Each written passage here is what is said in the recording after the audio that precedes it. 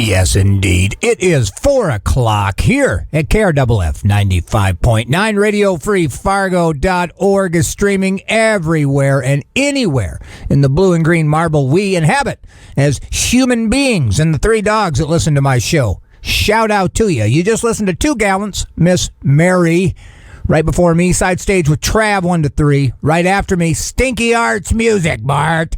Couple hours of Fred, spelled with a P, automation, music derived and compiled by him, the robot in our system. Then it's Black Ring Ritual, wraps up your Thursday, here on the best radio station, independently as far as I'm concerned, in the world. So thank you for joining me. I'm Wilson, Canna-Talk ND with Wilson. Every Thursday, 4 o'clock, I get in here. 4:20, I open a big fat bag of cannabis news, which now the cannabis is out of the bag. That's the subject matter for this next hour. Cannabis legalization, the benefits of cannabis, and cannabis in general. We've got Singapore in the news. They're slapping people around again. That's exciting. Minnesota, man, oh man, they are pushing cannabis legalization super fast. I mean, I almost feel like I'll wake up tomorrow morning and I'll be able to get a pre-roll at like a Senex in Moorhead. I mean, it's crazy. And there's other states that are also kind of showing this kind of, we voted in the right people, now let's get it done. Holla if you hear me. Canna-Talk ND with Wilson. 4:20, we open a big fat bag of cannabis news, so stick around for that. I've got some jams lined up for you, so it's not just going to be me talking. But I do have a pretty nice voice, and I'm pretty good at it. I'm not good at it. But anyway, you're listening to Canna-Talk ND with Wilson. I'm Wilson. This show is brought to you by Black Cottage Alchemy. Black Cottage Alchemy on Facebook, blackcottagealchemy.com. Or you can come on downtown here and zip on into my buddy's store, Tochi Products, and pick up the body butter in there. There's colloidal silver by Black Cottage Alchemy. So, again, thank you, Black Cottage Alchemy, for sponsoring Canna-Talk ND with Wilson. It's made with kosher, full-spectrum CBD, North Dakota-grown hemp oil, 1,300 mgs to be exact. I think it might be bumped up by now. I've got an old bottle. Colloidal silver, turmeric, beeswax, shea butter, comfrey, ylang. This stuff is the business. Everybody should have this within reach for their stretch marks, their fungus, their hydration of the face. This stuff, I mean, you don't need to go and get yourself, some sort of Wally World lotion when you can get this body butter from Black Cottage Alchemy. Again, you can come downtown, get it at Tochi Products, blackcottagealchemy.com, Black Cottage Alchemy on Facebook, Canna-Talk ND on Instagram. I post irregular if things are happening, so you can check that out. I believe cannabis was created by God himself, the person I give all my worship and praise to. I believe he created cannabis for us to use as we see fit. I worship him at Antioch Church every Sunday morning, 11 a.m. worship. I'm on stick duty this Sunday, so I still got a blister from 2 Sundays ago. I was rocking so hard. I start to feel like I'm dying. Like, why do I still got a blister? My body isn't efficient? Should have had that blister gone. However, normally I like to rip them and pull them. You know what I'm saying? And this one I kind of left, so apparently they stay around longer when you don't help them disappear off your body. Canna-Talk ND with Wilson, 4:20. We open a big fat bag of cannabis news, so that's going to happen. Again, welcome to the show. Welcome to KRFF 95.9, RadioFreeFargo.org. It's, I don't know, it's kind of a nice day out here in Fargo Moorhead. I don't know how it is for you, but I hope you got a smile on your face. And we're going to push through this show. I might as well play a little music. Seems like I got there pretty quick. But here's some brand new Galactic. And we got mostly new music. Actually, I think we got all new music today. So give new music a hand. Here's Big Whiskers, Galactic, 95.9. Big Whiskers, Galactic. That was beautiful. Brand new music here on KRFF 95.9. Programming on 95.9 KRFF, LP Radio Free Fargo is being underwritten by Artecta Architects. Artecta combines art, technology, and architecture. They offer factory prefabbed modular building construction. To learn more, visit their website, artecta.com/modular. Their location is 26 Robert Street North, Suite A 109 in downtown Fargo. Shout out Artecta, holding it down in the coolest building in Fargo. My building. Actually, they had some crazy flooding going on like a week or so ago, and my moldy senses are just I mean, out of control. And I talked to a neighbor who's also lived there about as long as I have, and he seems impervious to air quality. And I never noticed it as growing up, but I feel it was like, I don't know, I may have created an allergic kind of responsive body thing when I overdid the meth. I feel like all the stuff in the meth, I don't know. But, I mean, I certainly, if I get anywhere near, like, ammonia, I get a rash on my wrist, And so, I don't know how much longer I'm going to be able to stay in the Gardner, because, man, I mean, they were loading out just soggy junk today, and I'm telling you, my hair was just standing up. But anyway, we talk about cannabis. Benefits of cannabis legalization here, and we're going to do it. 420, we'll open a big fat bag of cannabis news. I thought maybe I'll just, give you a little taste here what's happening in Minnesota. But again, they are not messing around. It's already, they've already blown through one committee. And I mean, I don't know how long that legislative session has been in session, man, but Minnesota is gung-ho on getting cannabis legalized this year. And if you ask Walz, he's like, I want it done in June. And that's only because he's probably aware of the juking and jiving required. Because he'd say today, let's legalize it today. And it's crazy because Minnesota, it seems like that will be the next state. I mean, it seems, it's a big, is it blue? I don't know. I'm not sure. I'm green. And I'm Wilson. But anyway, I digress. Let's talk about Minnesota, though. I mean, they're just really cooking. Minnesota lawmakers, this is from Ganjapreneur. Minnesota lawmakers' proposal to legalize adult-use cannabis includes social equity considerations, home grow provisions, and an additional 8% tax on cannabis products. So, 21 and older, you can have up to 2 ounces, 8 grams of concentrates, and 800 milligrams of edibles at once, which I don't know if 800 milligrams translates to 2 ounces of flour, does it?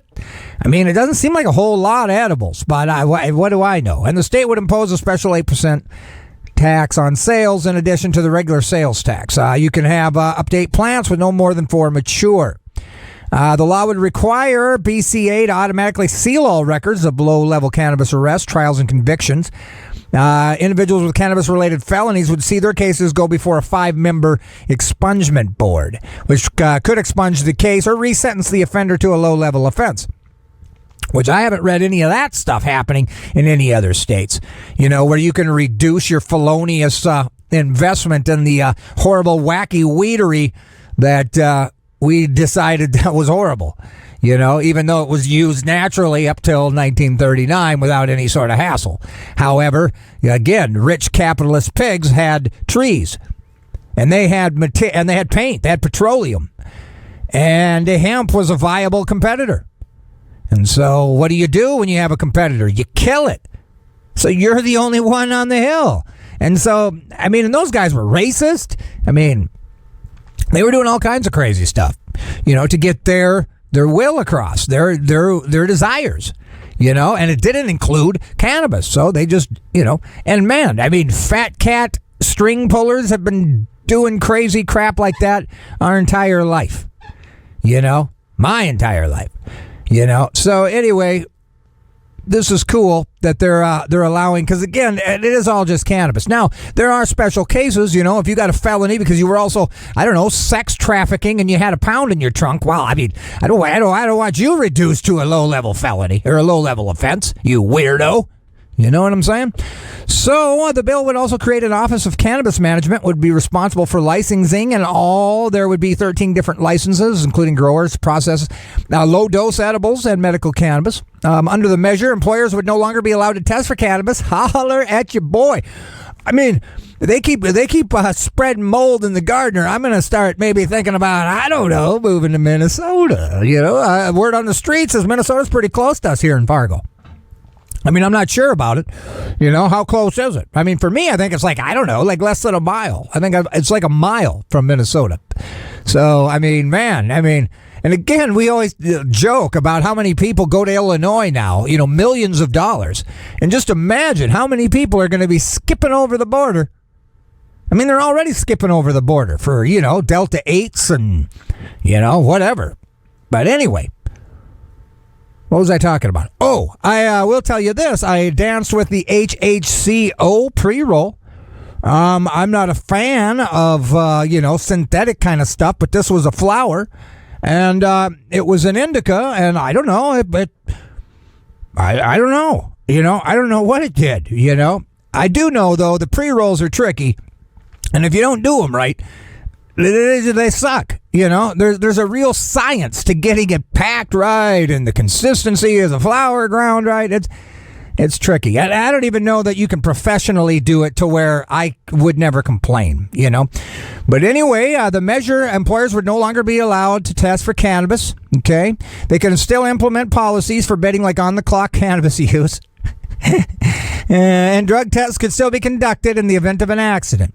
Some professions, including police, firefighters, teachers, and whatever, would be excluded from the ban on pre-employment testing for cannabis. The law would require the state's public safety commissioner to launch a pilot oral fluid roadside test. It's to determine whether a driver is impaired by cannabis, and that's awesome. And that's another new thing. I don't know any other states that are reducing felonious cannabis convictions and doing this, whatever this is, oral fluid roadside test. So Tim Walz, he said last week he's ready to sign a cannabis legalization bill into law. So they are ready to rock. The measure would also expand the number of medical cannabis producer license. The State Department of Health would also get funding to educate pregnant and breastfeeding women about cannabis use. Another $36 million over 4 years would be budgeted for substance use disorder treatment, which is awesome. And I realize that I am talking in the hour that we would normally. So let's stop doing that, shall we? And we'll play some tunes. And then on the other side of this, 420, we'll open a big fat bag of cannabis news. Here's brand new Weezer, I Want a Dog, 95.9. I want a dog to... Oh, yeah, we having a little church up in here. Give me that old-time religion, brand new from Dr. John. He ain't even alive. He's got brand new music featuring my man Willie Nelson. Right before that, brand new Weezer, I Want a Dog, here on KRFF 95.9. Well, it's time for Canna-Talk ND with Wilson. It's a little after 4:20, but it is what it is. We'll see you on the other side of this. Hey, it's Phil from Canna-Heads. Like this episode? Hit that like button. And if you enjoy the show, hit that subscribe button to stay up to date on cannabis news, local and national. Listen live on 95.9 in the Fargo, North Dakota region from 4 to 5 p.m. on Thursday. For our non-Fargo region friends, you can listen on your favorite podcast platform. Just search Canna-Talk ND with Wilson. Now enjoy the show. And hey-oh, hey-oh, hey. Hey, hello everybody. Canna-Talk ND with Wilson. We're going to open a big fat bag of cannabis news right now.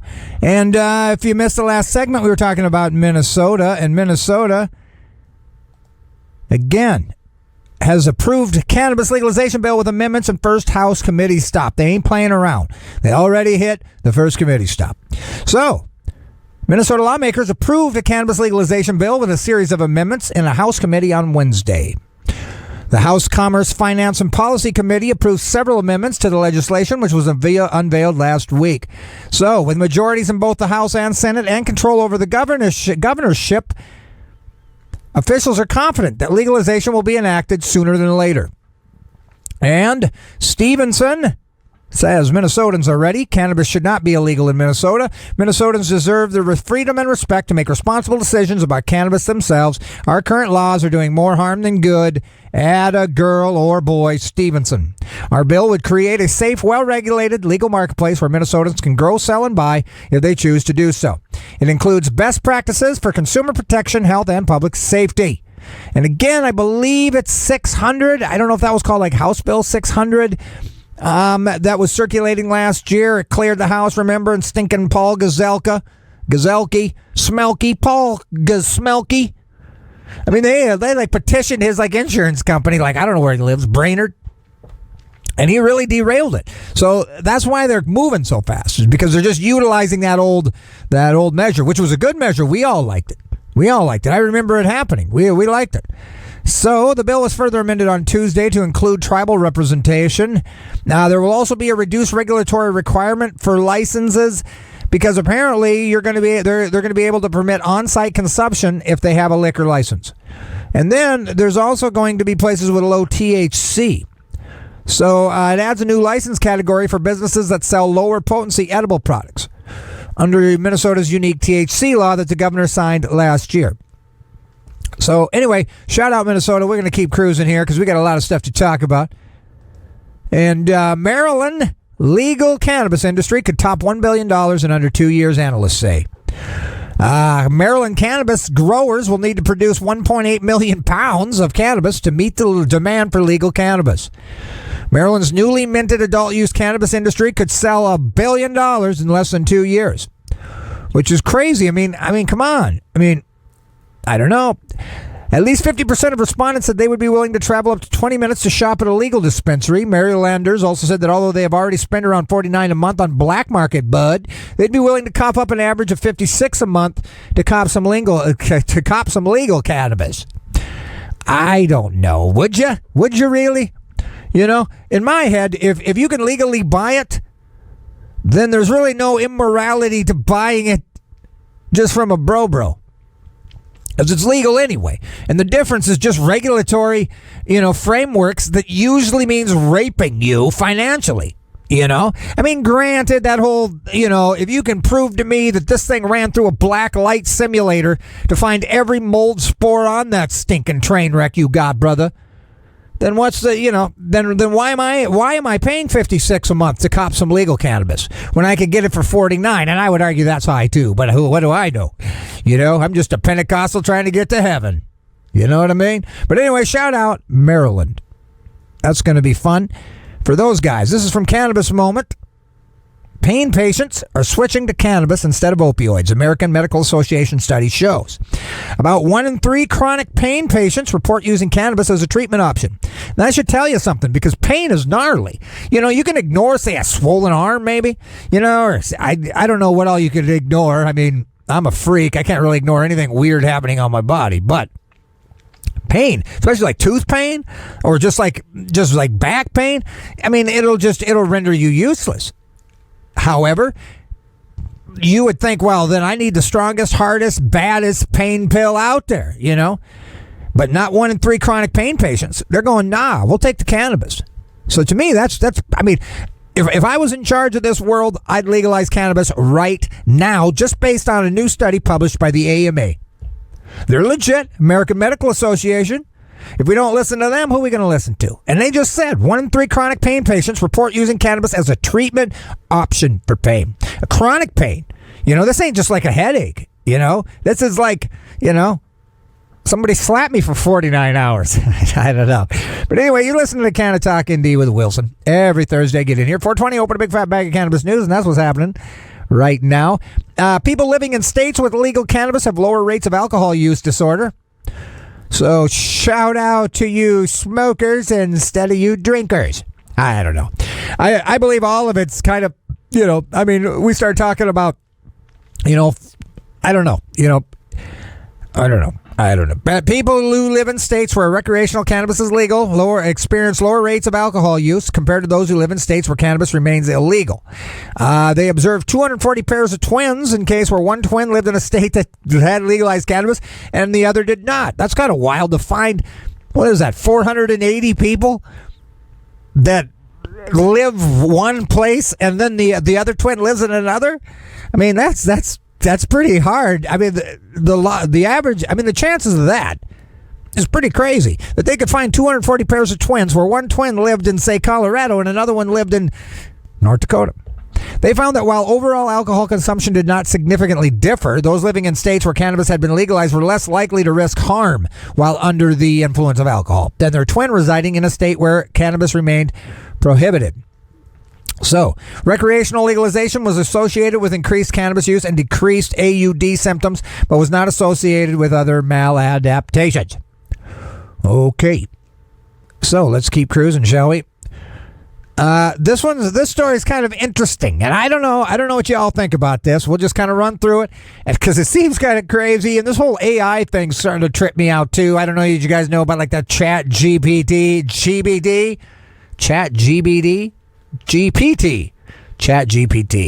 which is kind of some sort of AI thing. Well, that's also showing up with lawyers getting you off a cannabis charge. All right, so this is from High Times. Robot lawyer aims to make legal rep affordable. The app Do Not Pay says it wants to level the playing field and make legal information and self-help accessible to everyone. So, this is a new app. It's aiming to democratize the legal world through the power of AI. So, human attorneys tend to be quite expensive, but it turns out robot lawyers are cheap. The app Do Not Pay is billed as the first robot lawyer. It uses artificial intelligence to help consumers fight against large corporations and solve their problems like beating parking tickets, appealing bank fees, and suing robocallers. So, now here's how it works. The AI creation runs on a smartphone, listens to court arguments, and formulates responses for the defendant. The AI lawyer tells the defendant what to say in real time through headphones. I kind of want to get busted just to give it a shot. You know what I mean? And I kid, because I hate getting busted. Busted is stupid. According to CBS News, the app will be the first of its kind to help a defendant fight a traffic ticket in court next month. Using AI-generated form letters and chat bots to help people secure refunds for in-flight Wi-Fi that didn't work, as well as to lower bills and dispute parking tickets, among other issues. So the Do Not Pay app is yet another example of generative artificial intelligence, which I don't know, it's kind of scary to me. I don't like the sound of it. I don't like anything about it. Generative AI has attracted considerable attention from investors since last month's release of ChatGPT. More than a million people have used ChatGPT, and there's in talks to complete a deal that would value it around $29 billion. So that's pretty crazy. Let me see here. Basically trying to use the tech in a courtroom for the first time. The proliferation of artificial intelligence has set up plenty of alarm bells. High school plagiarism to the very essence of what it is to be human. And while many have found chatbots to be fun, a robot lawyer might just be too creepy for some. It also happens to be illegal in many jurisdictions. Some courts allow defendants to wear hearing aids, some versions of which are Bluetooth enabled. That's how Browder determined that Do Not Pay's technology can legally be used in this case. However, the tech isn't legal in most courtrooms. Some states require that all parties consent to being recorded, which rules out the possibility of a robot lawyer entering many courtrooms. Of the 300 cases Do Not Pay considered for a trial of its robot lawyer, only 2 were feasible. But still, that just is that not tripping anybody out? Is that not trippy? You got a stinking AI lawyer listening in with you? And then telling you in your ear, hey, man, object to that, bro. You got to object to that. It's like, thank you, robot lawyer. Now stop looking at my personal information and, stop catfishing me to all these women. But anyway. So, let's see here. Let's talk about this. This is going to be fun. Singapore just sentenced a man to 13 years in prison and beating him for selling cannabis. And now, as you know, I talked about last year, they stinking long drop hung that guy for smuggling. These guys don't play in Singapore, maybe Brittany should think about playing in Singapore, That was a horrible joke. Sorry, Brittany. 45-year-old man is about to be beaten with a cane. See, and I don't know what the process is of that whole cane thing, Where are they hitting you with it, and how many times you getting smacked with a cane? What kind of cane is it? It's crazy. So anyway, this 45-year-old man's about to be beaten, and he's going to get prison 13 years just for trying to sell cannabis in Singapore. Singapore initially charged Narkaran Arasan, a native of India, for possessing cannabis with an intent to sell in April of 2021. Arasan admitted to buying a book of cannabis, which he thought meant 1 kilogram of bud, for 3 grams, which is like $2,200. The unfortunate man told cops that he intended to resell the cannabis because he was under serious financial stress. He did not, however, even manage to sell 1 single joint before getting arrested. So after paying off his dealer, Arasan collected a brick of grass from a storm drain and piled into a car service. Cops busted him on the way, seized the massive block of supposed bud, and here it only contained more than 937 grams of vegetable matter. Just junk. But it turns out that only about a third of it was actually cannabis. Arasan might have been ripped off by his dealer, but that short change may have saved his life. Oh, yeah, but still, anyone caught possessing under 100 grams of cannabis in Singapore can be sentenced up to 6 years in jail. Possession of up to 330 or 11 ounces is punishable by 15 years. Fortunately for Arasan, he was caught with 329.99 grams and received a minimum of 13 years plus 10 strokes of the cane. Is that a lot? I don't know, The penalty for trafficking larger quantities of weed in Singapore is death by hanging, though courts are not shy about enforcing this sentence. Of course, I read about it. So in 2021, a 41-year-old man was sentenced to death by hanging for smuggling 2 pounds of cannabis into the country. And what's crazy about that, as a side note, they take glamour shots of you before they drop you. They make you get all fancied up and they pretty you up and they're like, hey, stand over here. Give me pensive. Give me like longing for love. And then boom, they drop you off a thing. So anyway, last year, 17 other people had been sentenced to death for drug offenses, filed an historic lawsuit alleging that the country's drug laws are driven by racial bias. The suit was thrown out and the attorney who fought for the prisoners was forced to pay heavy fines. So, over the course of last summer, authorities hanged at least 6 men for drug offenses, including 2 plaintiffs in the lawsuit. So, see what I'm saying? Singapore, no play. This is an interesting story here. Police investigating smash and grab at a cannabis operation in Detroit's east side. Detroit. And what's crazy is you can Google it. Just type in smash and grab Detroit and look at this picture. It was basically, it's like somebody took a big sledgehammer, slammed out about an 8 by 10 foot smack out of this brick ball building. I mean, we're talking bricks, like the big ones. And inside is just a huge warehouse full of beautiful looking plants growing. And so a smash and grab on Detroit's east side exposed an apparent cannabis growing operation after a giant hole was left in the side of the building on Tuesday morning. Now, this hole is huge. So, a big hole in the building, lots of debris on the ground, and then in that hole, lots of plants growing. Big plants. And yes, it looks like cannabis to me, and as does the Detroit police, they're on the scene as well. Langdon said police are trying to determine who owns the building. Oh, Langdon said there are several businesses advertising on the side, including an auto body shop and advertising for free estimates for insurance work. Oddly enough, there's barbed wire around the premises. Detroit police have not yet identified any suspects. It's unclear if the growing operation is legal and whether the plants inside are indeed cannabis. It don't take a rocket scientist to figure that out. And in fact, Langdon added, it looks like marijuana to me, Jonathan. So, I mean, it's crazy. Like, Google it. It's a crazy picture. I mean, they didn't play around. Now, let's talk about Illinois. And this is kind of exciting. I used to talk about this every month. I don't know that I've gotten them, or I just got kind of bored with it. But Cannabis Moment, Illinois hits cannabis milestone with a record $1.5 billion in adult use sales in 2022. That's a record high of more than $1.5 billion. They said 2022 set adult use cannabis sales records in all categories it tracks.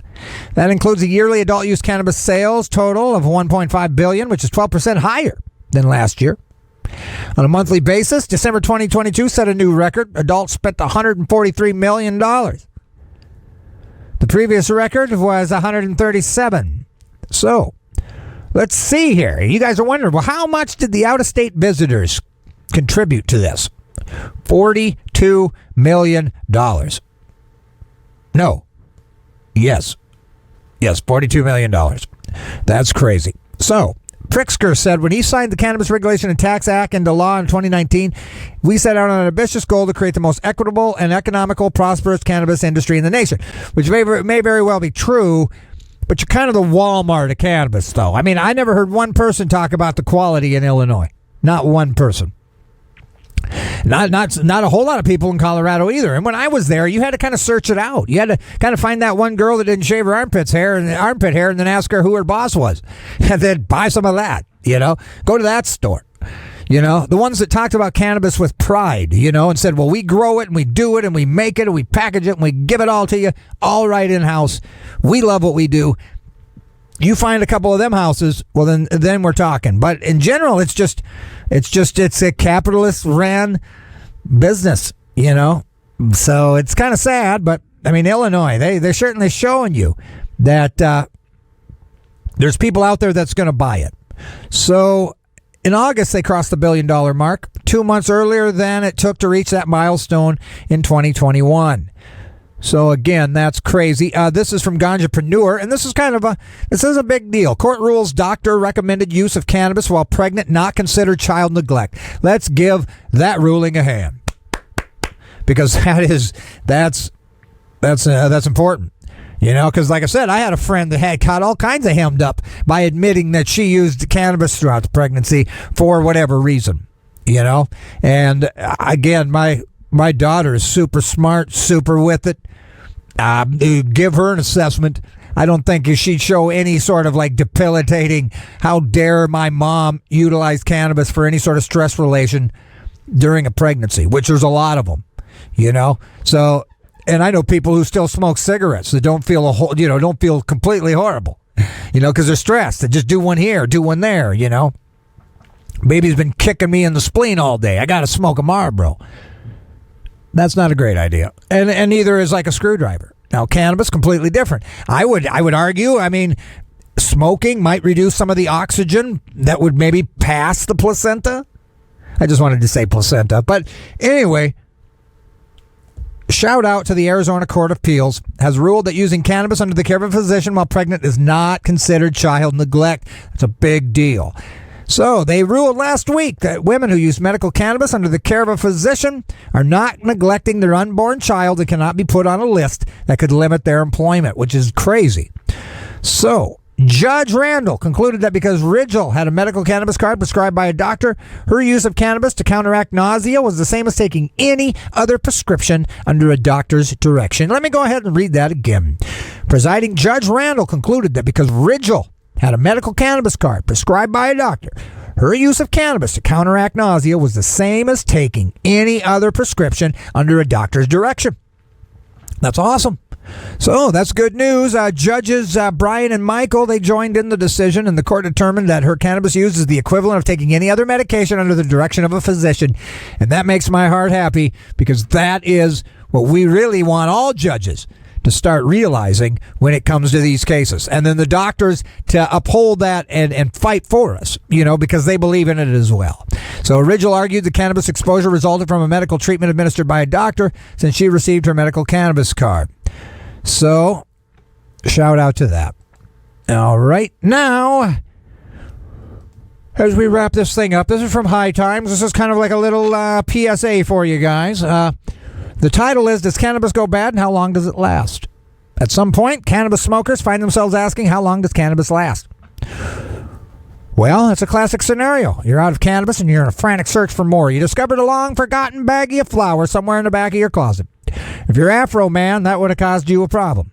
You're excited about your find, but wait, how long does it last? How long is it good? Can you still do it? How long does it stay good? And what happens if you smoke weed that isn't fresh? Okay. How long does cannabis stay good? Let's get to the heart of it, shall we? If it's been properly harvested, dried, and cured, and then stored, you can expect cannabis to stay fresh from anywhere from 6 months to a year. If you've done an exceptionally good job of storing it, you're a little bit lucky. You may be able to stretch that timeline even further, possibly to the point of approaching 2 years. But for most people, conditions are less than ideal. In the absence of humidity, controlled storage containers, don't expect to get a full year out of it. Let me see. First, it's important to understand what actually happens to it as it ages. Basically, the cannabinoids and terpenes, they slowly break down and lose potency. As the terpenes break down, you lose the flavor as well. As a result, it's tasteless and lacks that distinctive sharp odor that basically will tell your landlord that you need to be revoked on your lease. Just kidding. Similarly, probably more importantly, cannabinoids also break down over time. So, the researchers found that on average, cannabis plant matter loses potency at this rate. After 1 year, cannabis loses roughly 16% of its THC. After 4 years, cannabis loses 41% of its THC. Let's go back to that old bag. Is it moldy? If your cannabis was too moist or humid, it may develop mold. Do not consume cannabis that's moldy. Is it dried out? It's too old if it's dusty. Does it smell fresh? Does it break apart? If it's spongy and doesn't make any sounds when you pull apart a nug, it might be damp and moldy. If it instantly breaks down into dry dust, it's too old. So, if you see discolored spots or it smells like anything other than cannabis, don't mess with it. It won't kill you or make you sick, except the moldy stuff might. So the question is, does cannabis go bad? Yes, it does. But there's a couple different ways. If it's unused, if it's exposed, humidity, boopity-boop-boop. So, just store it properly. This article's boring me. So, this from High Times.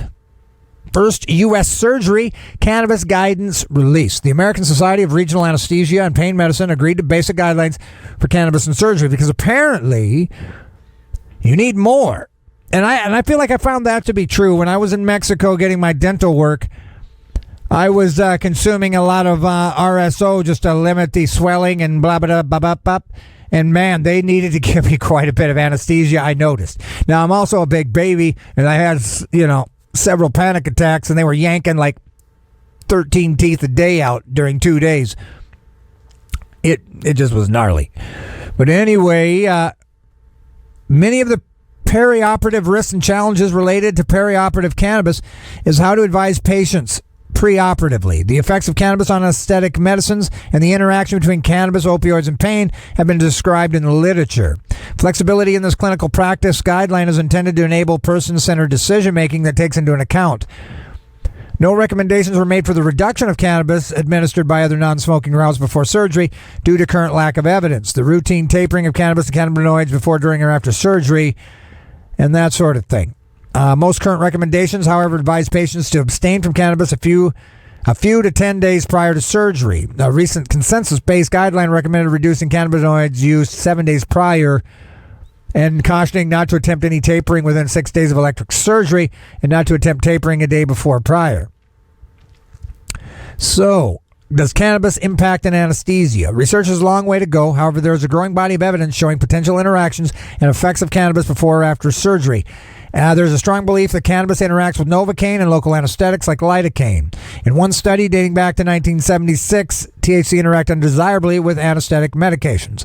And again, I've had, I don't know any time I've went to the hospital and not utilized some sort of anxiety reducer.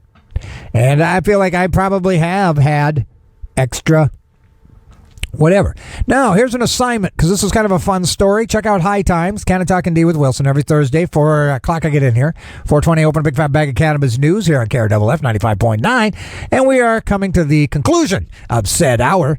But I want you to know about the arrest of Albanian official accused of drug smuggling. You can Google it. High Times has the article. It's an interesting story. The arrest of a senior Albanian government official suspected of using her status to smuggle drugs across the border continues to raise eyebrows. So you'll want to read that. That'll be fun. I just didn't get to that. And so there you have it. Programming on KRFF, LPFM, Radio Free Fargo 95.9 has been underwritten by Flatland Guitar and Lutherie. Flatland Guitar is your full-service guitar shop and your exclusive dealer for Yamaha, Taylor, Paul Reed Smith guitars, and other brands. They sell guitars on consignment, they take trade-ins, and have a full-service on-site repair center. Check out Flatland Guitar and Lutherie on Facebook or visit them in person at 1450 25th Street South in Fargo. Their hours are Monday through Friday, 10 to 6, Saturdays, 10 to 5, and closed on the Lord's Day. Now, we got some fun music for you, and then I'll tuck you in, and then I'll get out of here. Then we got Stinky Arts music part on deck. I haven't heard that isn't the case, so I'm assuming that is. I've been kind of on a Wolfpack train, but they keep putting out new stuff, and I just really kind of like it. And I've always been a fan of Serve Somebody by Bobby D. So here is brand new Wolfpack, Serve Somebody, 95.9. You may be an ambassador to England or France. Well, that's the angelic voice of Antoine Stanley. Serve Somebody, Bobby D cover, Wolfpack, brand new. Every music you heard today, brand new. Canna-Talk ND with Wilson. Every Thursday, I get in here 4 o'clock. Stinky Arts Music Mart's on deck. We got Black Ring Ritual, so stay tuned for that. Of course, we got every other day of the week, and there's always stuff going on. So check out KRFF 95.9. This show is brought to you by Black Cottage Alchemy, blackcottagealchemy.com, Black Cottage Alchemy on Facebook, or come downtown to Tochi Products. Pick up your kosher full-spectrum CBD North Dakota grown hemp oil. It's kind of a lotion, basically. It's good for chemo burns, acne, rashes, bruises, wrinkles. It's really good stuff. So I suggest you get some. And thank you, Black Cottage Alchemy, for sponsoring Canna-Talk ND with Wilson. I'm going to jump out of here. I got stuff to do. But again, educate yourselves on the benefits of cannabis so you can educate others on said benefits. I love each and every one of you. Lovely people. Come back next Thursday, and we'll see you then. I'm out of here. Stay tuned for Stinky Arts Music Mart. And to get you there, here's David Allen, Judgment Day. Peace.